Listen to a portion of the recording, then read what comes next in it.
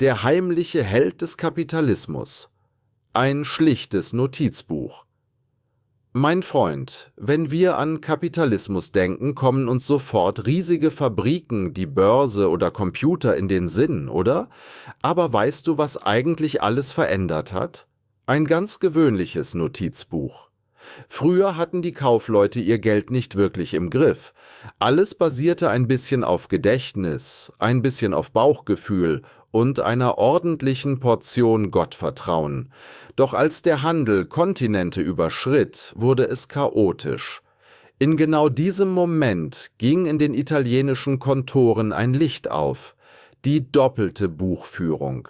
Das bedeutete: jeder Cent hat einen Eingang und einen Ausgang, soll und haben.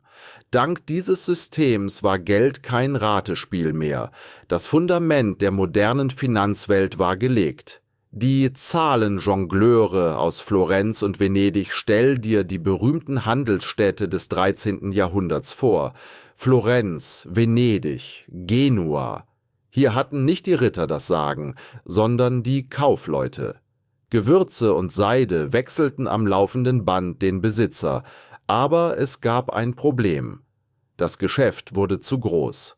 Ein Kaufmann hatte gleichzeitig Wolle in London, Gewürze in Alexandria und Kredite in Venedig.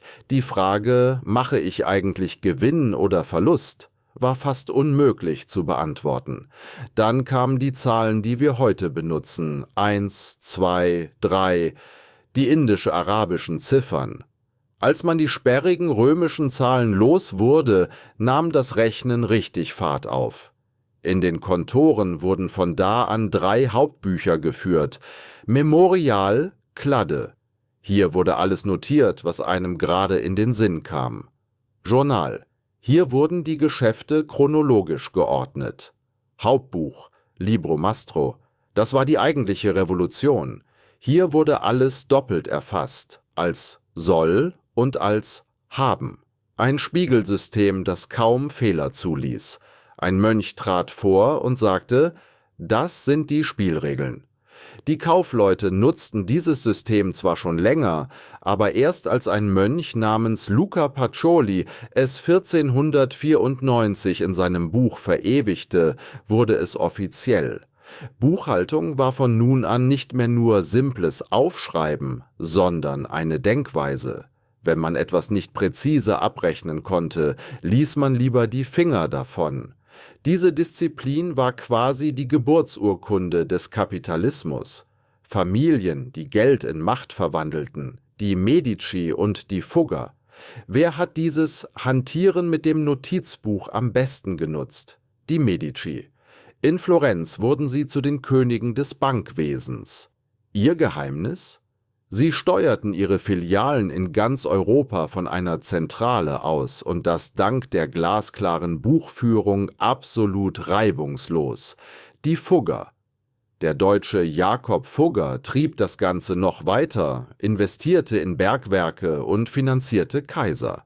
Es ging so weit, dass die Zahlen in seinen Büchern darüber entschieden, wer Kaiser des Heiligen Römischen Reiches wurde. Wo stehen wir heute?